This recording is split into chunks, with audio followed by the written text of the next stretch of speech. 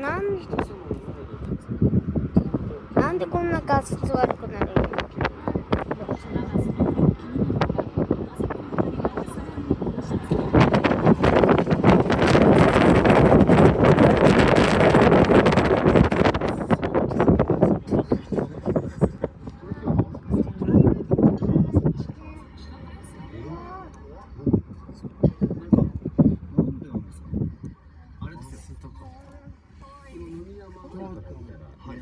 美意識みたいなことってどう見えてますか？完璧だなこの人っていう印象ですね。